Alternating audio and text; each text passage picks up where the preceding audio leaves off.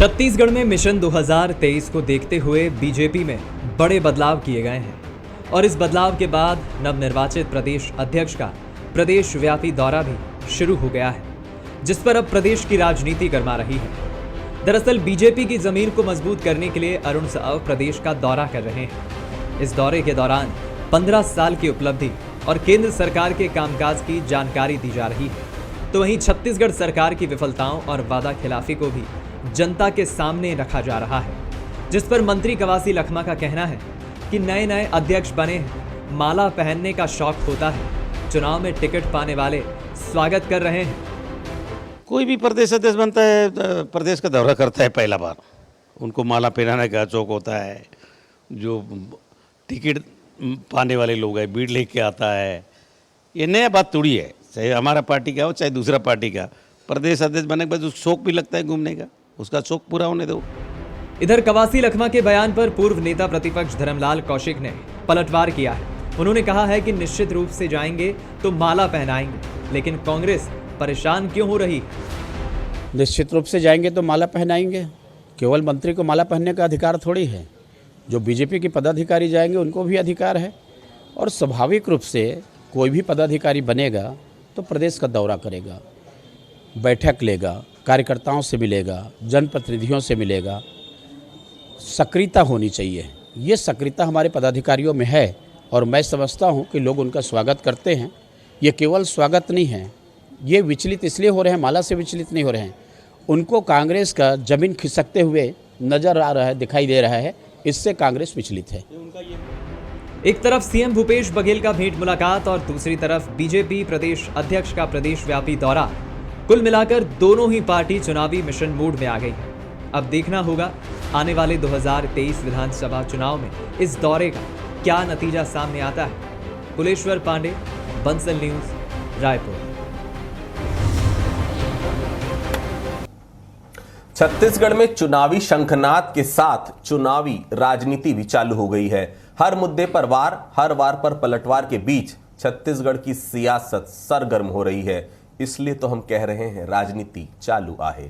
आज हम चर्चा बीजेपी के प्रदेश अध्यक्ष को लेकर आए कांग्रेस खेमे के एक बयान पर करेंगे। कांग्रेस की तरफ से कहा गया है कि भाजपा के प्रदेश अध्यक्ष घूम घूम कर सिर्फ माला पहनने का काम कर रहे हैं। हालांकि और दिन होता तो इन बयानों का कोई तवज्जो नहीं मिलती, कोई फर्क नहीं पड़ता, लेकिन चूंकि वक्त चुनावी है, इस लिहाज से इस बयान पर भी आरोप प्रत्यारोप पार पलटवार जारी है। हालांकि राजनीति में पैर छूने, माला पहनने जैसी परिपाटी सालों पुरानी है, इसमें कुछ नया भी नहीं है, लेकिन बीजेपी ने इस पर भी पलटवार कर दिया है। जाहिर सी बात है कि किसी भी मुद्दे पर कोई भी राजनीतिक दल अपने आप को पिछड़ने देना नहीं चाहता। नमस्कार, आज के मुद्दे में आप सभी का स्वागत है। मैं हूं आदित्य नामदेव। आखिरकार कांग्रेस की तरफ से अरुण साव पर निशाना क्या संकेत दे रहा है? कहीं यह संकेत देने की कोशिश तो नहीं कि अरुण साव बीजेपी के लिए एक मुखौटा मात्र है, या फिर ओबीसी का चेहरा बनकर सामने आए अरुण साव पर कांग्रेस घेराबंदी तो मजबूत नहीं करना चाहती? चूंकि जब से अरुण साव की ताजपोशी हुई है, तब से कांग्रेस के अंदरूनी हलकों में ओबीसी बनाम ओबीसी को लेकर कड़ी टक्कर की बात भी सामने आ रही है। ऐसे में लगता तो यही है कि निशाना फूलमाला पहलाने को लेकर तो जरूर है, लेकिन इसके पीछे कांग्रेस का मकसद कुछ और ही है। आज हम इसी चर्चा पर बात करेंगे। हमारे साथ बातचीत करने के लिए 3 महत्वपूर्ण मेहमान मौजूद हैं। हमारे साथ अजय गंगवानी जी मौजूद हैं, बहुत स्वागत करता हूं मैं उनका। हमारे साथ के एस चौहान जी मौजूद हैं, भारतीय जनता पार्टी के नेता हैं, बहुत स्वागत करता हूं उनका। हमारे सामने उचित शर्मा जी हैं, वरिष्ठ पत्रकार हैं, बहुत स्वागत करता हूं उनका। सबसे पहले उचित जी के पास ही चलूंगा। उचित जी, राजनीति में काफी लंबा अनुभव आप लोगों ने भी देखा होगा, पत्रकार रहे हैं, बहुत करीब से देखा है दोनों ही पार्टियों को। फूल माला पहनाना कोई नई चीज नहीं है। जो भी नेता बनता है फूल माला पहनता है, दौरे करता है। ये केवल फूल माला को लेकर घेराबंदी की जा रही है। ओबीसी बनाम ओबीसी का एक जो नया चेहरा भारतीय जनता पार्टी ने दे दिया है, अरुण साव साहू समाज को रिप्रेजेंट करते हैं। क्या ओबीसी बनाम ओबीसी की घेराबंदी मजबूत करने के लिए कांग्रेस के इस प्रकार से बयान आ रहे हैं उचित जी? कोशिश तो जरूर की जा रही है, लेकिन अपनी अपनी राजनीति हो रही है। हकीकत में ये है कि जो भी नया अध्यक्ष आता है वो अपने दौरे करते हैं, अपने लोगों से मिलते हैं, लोगों के पास जाके अपनी सक्रियता, अपनी गंभीरता, अपनी पार्टी की तरफ वो दिखाने का प्रयास करता है, चाहे वो कोई भी हो। तो ये उनका पहला दौरा है, वो पूरे राज्य में घूम रहे हैं, तो इसमें जाहिर सी बात है कि राजनीति होना लाजमी है। लेकिन इसको दूसरी तरफ भी देखा जा सकता है कि जिस प्रकार से जो आपने अभी बात कह रहे थे कि कहीं ये मुखौटा या एक पपेट जैसी स्थिति जो पहले थी वो आज कम से कम मुझे नहीं लगता कि ये रहेगी, क्योंकि बड़े वो पपेट थे इसलिए हटाए गए, ये पपेट नहीं है और एक्टिव रहे इसलिए लाए गए। तो इनको लाने का कारण भी यही है कि ये एक विशेष एक्टिव रहे। आप विशेष जाति को देखिए जो बिलोंग करते हैं या कोशिश करते हैं कि ओबीसी से, ओबीसी के जो कुर्मी समाज से, साहू समाज से जो आते हैं, इस तरीके के कुछ इश्यूज उठाने को, ये पूरा परसेप्शन बनाने की ऐसी प्रयास रहती है। लेकिन इन तरीके के प्रयासों में सफल कोई नहीं हो पाता। हम एलिगेशन एक दिन चर्चा, 2 दिन चर्चा हो सकती है, लेकिन इस तरीके से कोई सफल नहीं होते। राजनीति में केवल हम बोलचाल में या चीज़ों में या पेपरों में या टीवी चैनलों में इन सब बातों का उल्लेख जरूर होता है, लेकिन हकीकत में जब वोट डालने जाते हैं तो वो ओबीसी है इसलिए मैं वोट दे दूं कि वो दूसरे ओबीसी है इसलिए ना दूं, ये ऐसी बातें बहुत ही कम देखने को मिलती है। केवल एक्टिव है, सक्रियता है, इसलिए विजिट कर रहे हैं और जाहिर हो रहा है कि ऐसे समय में उनका पहला दौरा है तो माला पहनाने वाले जैसे शब्द आना राजनीति में लाजमी है। चौहान साहब, बीजेपी प्रदेश के तौर पर अगर साव साहब के परफॉर्मेंस की बात करें तो क्या उपलब्धि रही है अभी तक? कांग्रेस तो साफ तौर पर कह रही काम धंधा कुछ है नहीं, सिर्फ माला पहनने के लिए जा रहे हैं, हर जगह स्वागत करा रहे हैं, बताने की कोशिश कर रहे हैं मैं प्रदेश अध्यक्ष बन रहा हूं, और टिकट मांगने वालों की लाइन लग गई इसलिए भीड़ ज्यादा दिख रही है। कोई परफॉर्मेंस अभी तक आकेंगे आप, कुछ उपलब्धि इतने दिनों में प्रदेश अध्यक्ष बनने के बाद? चौहान साहब जी जी जी जी जी आपने बात ही वहां से चालू की थी कि साहू अगर कोई प्रदेश अध्यक्ष बन गया है, क्या ये इस बात का तो घबराहट नहीं है कांग्रेस को? एक्चुअल में कांग्रेस को इसी बात की घबराहट है कि कोई साहू समाज का हमारा अध्यक्ष बन गया है। कांग्रेस को इस बात की घबराहट रहती है कि कोई आदिवासी महिला राष्ट्रपति बन जाती है। इसमें वो बोलना चालू कर देते कि राजनीति कर रहे हैं, राजनीति कर रहे हैं। नहीं, एक्चुअल में बौखलाहट है, एक्चुअल में बौखलाहट है कांग्रेस की। ये कांग्रेस की बौखलाहट नहीं रहती तो बयानबाजी क्यों आती? और बयानबाजी आ रही है, आप नितिन गडकरी जी आते हैं तो आप क्यों आए हैं, क्यों आए हैं, क्यों आए हैं? और जब अमित शाह जी आते हैं तो क्यों आए हैं, क्यों आए हैं? नड्डा जी आते हैं तो क्यों आए हैं? आरएसएस चीफ आते हैं तो क्यों आए हैं? समन्वय बैठक क्यों हो रही है? और समन्वय बैठक में दो आप स्टेटमेंट दे देते हैं जो दोनों अपने आप में विरोधाभास है। एक बार आप बोलते हैं कि बहुत बड़ी खाई है दोनों बीजेपी और आरएसएस में, और दूसरी तरफ आप बोलते हैं कि बीजेपी डाउन हो रही है इस वजह से आरएसएस उसको संभालने आई है, उसको ऊपर लाने आई है। तो ये दोनों विरोधाभास, आप समझ नहीं रहे हैं कि आप क्या बोलना चाहते हैं। एक्चुअल में आपको विरोध करना है, और विरोध बयानबाजी किसकी आई है? अब आ जाते हैं हम हमारे मंत्री कवासी लखमा जी के पास, तो उनको सीरियसली लेता कौन है? उनको ना उनकी जनता सीरियसली लेती है, ना उनकी पार्टी सीरियसली लेती है, ना अधिकारी सीरियसली लेते हैं, ना पत्रकार सीरियसली लेते हैं। पत्रकार साहब उनको सीरियसली आप ले या ना लें, लेकिन जो बात पते की होती है वो कवासी लखमा से बेहतर कोई नहीं जानता, इसीलिए शायद इतने बार के विधायक है। चौहान साहब आज तक कौन सा स्टेटमेंट उन्होंने बहुत अच्छा दिया है जो ऑब्जर्वेशन वाला हो, इमेजिनेशन वाला हो, इन्वेस्टिगेशन वाला हो? ऐसा कौन सा स्टेटमेंट आया है आज तक? कौन सा ऐसा दार्शनिक उन्होंने स्टेटमेंट यहां एक बार दिया था जब उनको किसी पत्रकार ने पूछा था कि बारिश बहुत लेट हो रही है, इसके लिए आप क्या करेंगे? तो उन्होंने बोला था कि हाँ, मैं भगवान को फोन लगाता हूं। ये उनका स्टेटमेंट था। तो उनको कोई सीरियसली लेता नहीं है। आज तक बताइए मेरे को कि आज तक उनका कौन सा स्टेटमेंट बहुत अच्छा आया है जो राज्य के लिए बहुत ज्यादा सुटेबल हो, जो राज्य के लिए बहुत ज्यादा उपयोगी हो, जो राज्य के लिए बहुत ज्यादा प्रभावशाली हो, जो आगे बढ़ाने वाला हो, देश को आगे बढ़ाने वाला हो? ऐसा कौन सा स्टेटमेंट था? ठीक। फिर भी कोंटा से चौहान साहब आज तक आपका कोई भी वहां का उम्मीदवार उनको हरा नहीं पाई, ये भी एक कटु सत्य है। मैं बता रहा हूं, मैं आऊंगा चौहान साहब आपके पास आऊंगा, मैं आऊंगा आपके पास। अजय गंगवानी साहब, फूलमाला पहन रहे हैं अजय गंगवानी साहब। अरुण साहब, दिक्कत क्या है भाई? आपके प्रदेश अध्यक्ष बने थे मोहन मरकाम साहब, वो भी फूलमाला पहनते थे, सब जगह का दौरा करते थे। आप लोग के लिए तो अच्छा है ना कि अगर वो काम नहीं कर रहे तो कोई कॉम्पिटिशन नहीं रहेगा। काम नहीं कर रहे हैं, फूलमाला पहन रहे हैं, अच्छी बात है, वॉकओवर मिल जाएगा। उसके बाद भी आप लोग को दिक्कत है, या कहे जाए सीधे तौर पर कहीं पे निगाहें और कहीं पे निशाना है? गंगवानी साहब।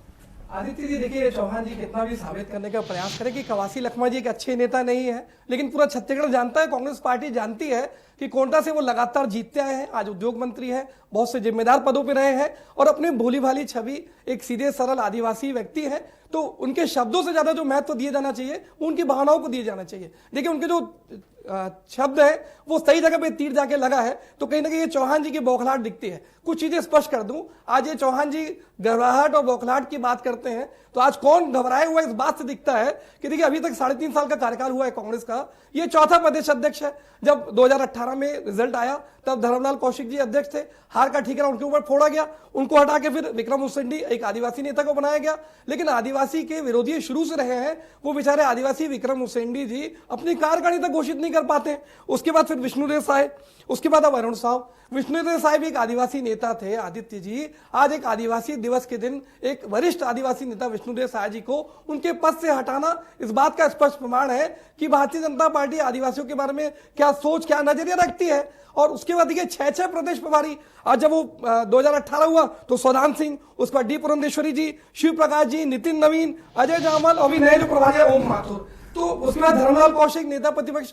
छत्तीसगढ़ के इतिहास में पहली बार जो है नेता प्रतिपक्ष को कार्यकाल से पहले हटाया जाता है। तो ये सारे कदम बताते हैं, वो मान रहे हैं कि कंपटीशन तगड़ा है, अच्छी बात है, टीम चेंज कर रहे हैं, तो दिक्कत क्या है उसमें? नहीं, मैं दिक्कत की बात नहीं कर रहा हूं। देखिए जो हमारे नेता है कवासी लखमा जी, उनका एक ही संकेत है कि आप कितने भी चेहरे में परिवर्तन कर लीजिए, लेकिन जो मूलभूत अंतर है वो विश्वसनीयता का है, वो खोए जनाधार का है, वो आपकी जो है आज कार्यकर्ताओं को और जनता का जो विश्वास पूरी तरह समाप्त हो चुका है। आज 3.5 साल में एक भी तथ्यात्मक आरोप लगाने में सफल नहीं होते हैं, विपक्ष की एक सक्रिय भूमिका निभाने में आप पूरी तरह विफल साबित होते हैं। तो ये दिखता है, आप चेहरे परिवर्तन कर लेंगे उस चीज से होगा नहीं। और ये ओबीसी नेता की बात करते हैं चौहान जी, एक बात और कहना चाहूंगा आदित्य जी, आज ओबीसी नेता ताराचंद साहू सबसे भारतीय जनता पार्टी के वरिष्ठ नेता थे, आज किस प्रकार से दरकिनार कर दिया गया, अंत में पार्टी छोड़नी पड़ी। तो ये कहीं ना कहीं इनका सिलेक्टिव पॉलिटिक्स है, ये सत्ता के लोलुपता के लिए काम करते हैं, सामाजिक न्याय से दूर दूर तक कोई सरोकार नहीं है। आज आदिवासी नेता की बात करूं, ननकी राम कंवर, नंद कुमार साय, रामविचार नेताम, ऐसे आदिवासी नेताओं को साइडलाइन कर दिया गया। तो ये दिखता है, आज उनको रामविचार नेताम को अमित शाह को पत्र लिखना पड़ता है कि पूर्व मुख्यमंत्री यही का वास्तविक चेता है। भगवानी साहब, इनके तो चलिए विपक्ष में है, आपके तो सत्ता पक्ष के मंत्रियों की भी स्थिति इससे ज्यादा खराब है। चलिए मैं उचित शर्मा जी के पास चलता हूं। उचित जी, सवाल बड़ा है, ये क्या चुनावी राजनीति को देखें तो क्या अरुण साव के प्रदेश अध्यक्ष बनने के बाद कांग्रेस के लिए स्थिति थोड़ी सी गंभीर हुई है? ये माने कि कांग्रेस के लिए अब चीजें थोड़ी सी सोचने वाली हुई, क्योंकि कांग्रेस ने सोच के रखा था ओबीसी एक बड़ा चेहरा उनके पास भूपेश बघेल के तौर पर प्रदेश अध्यक्ष रहे, वो मुख्यमंत्री हैं। बड़ा मामला है क्योंकि 52% आबादी सीधे तौर पर ओबीसी है। अरुण साव को लाकर वो कम्युनिटी साहू समाज, जो कहीं ना कहीं ये माना जा रहा था कि इस तत्कालीन सरकार से नाराज है, पिछली बार भारतीय जनता पार्टी से नाराज था, इस बार शायद हो सकता है अभी तक के कार्यकाल में चूंकि बहुत ज्यादा तवज्जो नहीं मिली, कहीं ना कहीं नाराज था। अरुण साव को लाने के बाद टक्कर तगड़ी हो गई है। शर्मा जी जी बिल्कुल, बहुत 100% सहमत हूँ आदित्य जी आपकी बात से। आप जो कहना चाह रहे हैं कि जो 52% का जो रिप्रेजेंटेटिव है, जिसको एक जिनको तवज्जो नहीं मिल रही थी, अब उसको तवज्जो मिलने लगी, ये बात सहमत हूँ। क्योंकि वो पहले भूपेश बघेल जी की उसकी चिंता की बात और चिंता का सबब इसलिए नहीं था क्योंकि कार्यकर्ता खुद, ये कार्यकर्ताओं के मन की बात थी कि जिन लोगों के कारण वो हारे हैं वो अब सत्ता के सत्ता नसीब हो गए हैं। जी वो जो चेहरे थे जिनके कारण सत्ता उनकी हटी, वो या संगठन की सत्ता में बैठे हैं, तो कार्यकर्ताओं में बेहद नाराजगी थी। नो डाउट आज का जो प्रोग्राम है आपका, जो उसमें सही बात है कि ये जो भारतीय जनता पार्टी में जो अभी बूस्टर डोज लगा है, जो परिवर्तन आया है, तो कार्यकर्ताओं का मोटिवेशन जो है वो पीक पे है, ये बात सत्य है। ये सबब मुख्यमंत्री जी का जो बढ़ गया है चिंता का, वो रीजन यही है कि जितने भी परिवर्तन आए हैं, वो परिवर्तन आने से जिस तरीके के कार्यकर्ताओं में, निचले स्तर कार्यकर्ताओं में, मंडल तक, बूथ तक, पन्ना प्रभारी तक, ये जो एक्टिव हुए हैं नए चेहरे ही देख के, तो जो नए चेहरे जो मैसेज देने में कामयाब रही है भारतीय जनता पार्टी, जो डी पुरंदेश्वरी की मेहनत में इसमें बोलूंगा कि वो कार्य देने में सफल रही है, जो मैसेज देना चाहती थी। उन्होंने पूरा नए चेहरों को पूरा साइडलाइन किया है, नए चेहरों को लाने के प्रयास भी किया। कोर कमेटी भी जो आने वाले परिवर्तन भी हो सकता है कि उसमें कोर कमेटी में भी परिवर्तन हो, तो कहीं ना कहीं नए चेहरे देने का प्रयास ये कर रहे हैं। भारतीय जनता पार्टी इस बार 2018 का चुनाव भारतीय जनता पार्टी ने लड़ा था, 2023 का चुनाव आरएसएस चुनाव लड़ेगी, तो बड़े गंभीर रूप से चुनाव लड़ेगी। क्योंकि छत्तीसगढ़ में कभी 14-17 का गैप रहा नहीं, 2018 का चुनाव था। बिल्कुल कि आप भारतीय जनता पार्टी सबसे न्यूनतम स्कोर में खड़ी थी आज, और कांग्रेस अपने अधिकतम स्कोर में खड़ी है। इससे ऊपर कांग्रेस कभी जाएगी नहीं और इससे नीचे कभी भारतीय जनता पार्टी आएगी नहीं। तो अभी जो संभावनाएं बन रही है और आज की जो स्थिति है, जो मोटिवेशन लेवल है, देखिए 3 महीने के अंदर 19 मंत्री कैबिनेट के वो आए, गृह मंत्री आए, आपके अध्यक्ष महोदय, आरएसएस की बैठकें हुई, ये लगातार पेनिट्रेशन फोकस जो यहाँ छत्तीसगढ़ को लेने के लिए, चुनाव के लिए वो कर रहे हैं, तो जाहिर सी बात है कि ये इसके साथ साथ उनके जो अन्य अनुषंगिक संगठन आप बोल सकते हैं, भारतीय जनता पार्टी खुद के अलावा जो अन्य चीजें भी दौड़ाती हैं, जो लोग कह रहे हैं, जो लोग कहते हैं, जो समाज के उस तबके से लोग चौक चौराहों से जो बातें समझ में आती कि कभी नेताओं के साथ साथ ईडी भी आ रही है, सीबीआई भी आ रही है, इनकम टैक्स भी आ रही है, कई अन्य बातें हैं, तो वो सभी प्लेयर खेलेंगे। तो जाहिर सी बात है कि कांग्रेस के लिए इस बार का जो चुनाव इतना आसान भी नहीं होगा कि एक बड़ी चुनौती के रूप में कांग्रेस देखने को मिलेगी। चौहान साहब, इस बात में तो कोई दो राय नहीं कि 14-17 का गैप इसके बाद कभी नहीं रहने वाला। जो भी गैप था हमने देखा है 5 से 6 सीटों का डिफरेंस दोनों पार्टियों के बीच अक्सर रहा है छत्तीसगढ़ में, उससे ज्यादा कोई दिक्कत नहीं रही है। प्रतिद्वंदी लेकिन आपको बता रहे हैं कांग्रेस के कि फूल माला ही पहन रहे हैं, कोई काम नहीं कर रहे हैं, क्या कोई चर्चा करेंगे इस विषय पर? क्योंकि इसके पहले आप लोग आरोप लगाते थे, जो पहले प्रदेश अध्यक्ष थे विष्णुदेव साय जी, वो भी कुछ नहीं करते, आक्रामक नहीं थे। अब साव जी आ रहे हैं, उनका समय बीतते जा रहा है केवल माला पहनने में। तो क्या ऐसा नहीं लगता कि अब थोड़ी सी रणनीति और बदलनी पड़ेगी? आपने फोकस किया है पार्टी में, इसमें कोई दो राय नहीं, और कार्यकर्ताओं में एक जोश है वो भी देखने को मिल रहा है, इसमें भी कोई दो राय नहीं। शायद इसीलिए कांग्रेस के लिए ज्यादा दिक्कत हो रही है। तो क्या ऐसा नहीं लगता कि इस पर भी चर्चा होनी चाहिए कि समय पे कार्यकारिणी घोषित हो, स्वागत अपन करा रहे हैं तो कम से कम वहां पर मुद्दों की भी बात करें, वहां पर जाएं तो वहां लोकल मुद्दों की भी बात करें, क्योंकि समय निकलता जा रहा है, क्रूशियल समय, 1.25 साल का समय केवल अब आपके पास है। चौहान साहब, आदित्य जी, ये बदलाव जो है और ये जो सभी चीजें हैं वो दर्शाती है कि ये टीम वर्क है। कोई एक अध्यक्ष ने ये पूरी बदल नहीं दी है टीम, या जो ये बदलाव देख रहे हैं आप, ये पूरा भारतीय जनता पार्टी पूरा का पूरा टीम वर्क है। सिर्फ एक आदमी अपना जो जिस दायित्व में रहता है वो अपना दायित्व निभाता है, और अभी अभी अध्यक्ष जी बने हुए हैं और उन्होंने अपना कार्यक्रम स्टार्ट किया है, अपनी यात्रा चालू की है, लोगों के बीच जाना चालू किया है, लोगों की समस्याएं सुननी चालू की है और उनका अभिवादन स्वीकार किया है। आपकी स्क्रीन पे मैं देख रहा हूं, ये जो समर्थन, ये जो उम्मीद जो जनता को उनके चेहरे पे दिख रही है कि ये जो बदलाव जो दिख रहा है, उम्मीद भरा बदलाव दिख रहा है, उम्मीद दिख रही है जनता को कि इस कांग्रेस की जो सरकार है उससे छुटकारा मिलेगा, जो कथनी और करनी में बहुत ज्यादा फर्क डालती है। इस चीज का समर्थन जो आ रहा है, उस चीज का घबराहट प्रत्यक्ष रूप से पूरी कांग्रेस पार्टी में दिख रहा है। आज आप देख लीजिए, हर कांग्रेस का छोटा से संतरी से मंत्री तक अपना स्टेटमेंट दिए जा रहा है। वो क्या है? वो एक्चुअल में दबाव में है। एक्चुअल में अगर आपको किसी चीज को फर्क नहीं पड़ता है, कवासी लखमा जी ने बोला है कि हमारे कांग्रेस पार्टी को कोई फर्क नहीं पड़ता है। अरे फर्क नहीं पड़ता है तो आप स्टेटमेंट क्यों दे रहे हैं? फर्क नहीं पड़ता है तो आप समन्वय की बैठक में नजर क्यों रखे हुए हैं? फर्क नहीं पड़ता है तो आरएसएस चीफ में क्यों अपनी निगाहें टिकाए हुए हैं? कोई मंत्री आ रहा है, कोई संतरी आ रहा है तो उसमें क्यों आप कर रहे हैं? दूसरी बात, गलत आदत है बहुत ही, क्यों ताक-झाक करते हैं? हाँ, बहुत गलत बात। दूसरी बात नहीं, ताक झांक, देखिए इसका मैं आपको जवाब देना चाहता हूं कि आप किसी की टांग खींच रहे हैं। अरे अपने आप को आगे बढ़ाइए, विकास करिए, जिसके लिए जनता ने आपको चुना है उस चीज को करिए। तो आपको किसी भी पार्टी को कुछ बोलने की जरूरत नहीं है। कोई आए कोई ना आए, हमारी अंदरूनी पार्टी है, हमारी अंदरूना सब चीजें हैं। आपको क्या प्रॉब्लम है? आप सिर्फ इस विषय में बोलिए कि आप छत्तीसगढ़ का विकास कैसे करेंगे, छत्तीसगढ़ की जनता को संतुष्ट कैसे करेंगे, ये बताइए। जी गंगवानी साहब, ताक-झाक बंद करिए पहले तो। देखिए, मूलभूत अंतर यह है कि हमारे वादे, हमारे कमिटमेंट है। हमने 36 बिंदुओं के वादे किए थे, 90% वादे पूरे कर दिए हैं। इसका रिजल्ट हमको मिलता है, चाहे 4 विधानसभा के उपचुनाव हो, त्रिस्तरीय पंचायत चुनाव हो या 2 चरणों के नगरीय निकाय चुनाव। है कि नहीं गंगवानी साहब? बात वहीं से शुरू हुई थी, वहीं खत्म होगी। देखिए आदित्य, बहुत आपके लोकप्रिय चैनल में स्पष्ट कर दूं आपके दर्शकों को, अरुण साहू जी हमारे लिए बिल्कुल भी चुनौती नहीं थे। पहले भी विष्णुदेव साय, रमन सिंह की गाय, ये इनके भारतीय जनता पार्टी के कार्यकर्ता सोशल मीडिया में लिखते थे। आज इनके नंदकुमार साय लिखते थे, जो आक्रामक नेतृत्व की आवश्यकता थी वो भारतीय जनता पार्टी को नहीं मिल पाया। स्वर्गीय धीरेन्द्र सिंह कहा करते थे कि आज कहीं ना कहीं जो है पूंजीपतियों का और बिजनेस व्यक्तियों का जो है कब्जा हो चुका है भारतीय जनता पार्टी में। आज 14 विधायक 6-6 गुटों में बैठे हुए हैं।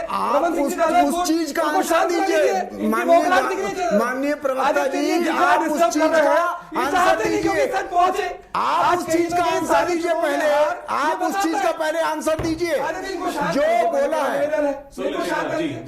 एक चीज और कहना चाहते थे जी, उचित शर्मा जी वरिष्ठ पत्रकार है, उन्होंने बहुत अच्छी बात कही, कहेंगे पूरा भारतीय जनता पार्टी का आरएसएस जो एक सामाजिक और सांस्कृतिक संगठन होने का राजनीतिक पाखंड करता है, कहीं ना कहीं सत्ता के पीछे वो लगा रहता है। इस बात को उचित शर्मा जी ने अंडरलाइन किया, मैं भी कर रहा हूं। और न केवल उसकी बात करूं, आज जेपी नड्डा आते हैं, आज आरएसएस की मीटिंग में जेपी नड्डा क्यों मौजूद थे? वो एक राजनीतिक संगठन से एक सांस्कृतिक संगठन है, दोनों की मौजूदगी क्या है? और उसके बाद इस संगठन की बात करते हैं, आरडी पुरंदेश्वरी जी जेपी नड्डा के साथ मीटिंग में है, इस बीच मीटिंग में आज उनको हटाने का आदेश आता है। क्या जेपी नड्डा को पता नहीं है? अगर पता नहीं है तो दिखता है कि भारतीय जनता पार्टी में अधिनायकवाद पूरी तरह हावी है, बिना उनकी सहमति के प्रभारी को हटा दिया जाता है। इस सच को स्वीकार करने का साहस चौहान जी को चैलेंज में दिखाना चाहिए। तो कहीं ना कहीं जो गुटबाजी है, जो अनबन कर रहा है, जी चैलेंज स्वीकार कर रहे हैं। मेरे को पूरा चैलेंज स्वीकार है, लेकिन मेरे को यह समझ में नहीं आता है कि जो आपने क्वेश्चन पूछा था उसका गांगवानी जी तो आंसर दिया नहीं। मेन बात ये है, मेन बात ये है, सुनिए अब सुनने का साहस रखिए। गांगवानी जी जब आपने जवाब बोल रहे थे मैं चुप था। अब आप मेन बात ये है कि एक साहू प्रदेश अध्यक्ष बना है जिसका समर्थन मिल रहा है। आपका मोहन मरकाम जब गया था तो तो देखिए, चुनौती कोई मानने के लिए तैयार नहीं, लेकिन एक बात बिल्कुल साफ है, 15 साल मुख्यमंत्री रहे रमन सिंह, चेहरा एकदम सॉफ्ट था, चेहरा एकदम मासूम था। ये बताने की कोशिश थी कहीं ना कहीं कि ये चेहरा आगे चलकर ये मुख्यमंत्री रहेगा। तो 15 साल वो मुख्यमंत्री रहे। इसी प्रकार का चेहरा अरुण साव का भी भारतीय जनता पार्टी ने दिया, बिल्कुल सौम्य चेहरा। अभी कितना फर्क डालेगा? 52% आबादी पर सीधे तौर पर भारतीय जनता पार्टी की नजर, इसमें कोई शक नहीं। मुकाबला बेहद दिलचस्प रहने वाला है 2023 का। आप सभी का बहुत बहुत धन्यवाद, आप सभी हमारे साथ जुड़े। तो आज के मुद्दे फिलहाल इतना ही, कल किसी अन्य मुद्दे पर फिर से मुलाकात होगी, तब तक के लिए बहुत बहुत धन्यवाद।